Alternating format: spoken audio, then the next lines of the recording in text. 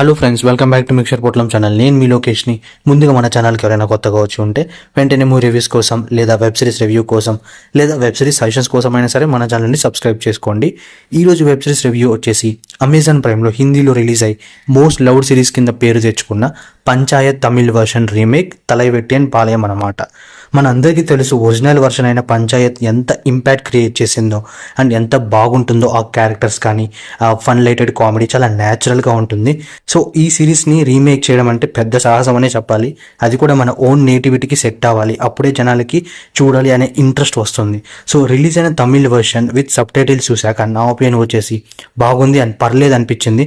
Original version సోల్ని disturb చేయకుండా ఆ humour and scenes wise బాగానే తీశారు. అపార్ట్ ఫ్రమ్ ఫ్యూ సీన్స్ అవి కూడా ఆ ఊరికి తగ్గట్టు సెట్ అయ్యాయి కాబట్టి we can not question that. So not a bad one, మంచి టైం పాస్ కోసం చూడొచ్చు అనిపించింది. పర్ఫార్మెన్స్ వైజ్ సిద్ధార్థ్ రోల్ నాకు అభిషేక్ నేర్ బాగా చేశాడనిపించింది అండ్ అదర్ క్యారెక్టర్స్ కూడా did a good job. Story line wise original చూసిన వాళ్ళకి తెలిసింది. జస్ట్ ఆ లైన్ చెప్తానంతే.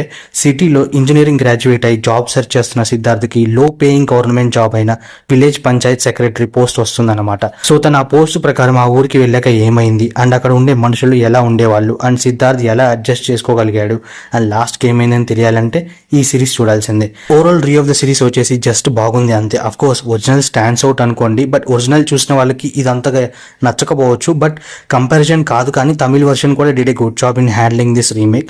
మీరు కూడా ఒరిజినల్ చూసి ఇది చూశాక లేదా డైరెక్ట్గా ఈ సిరీస్ చూసినా సరే మీకు ఏమనిపించిందో please do comment and thank you for watching.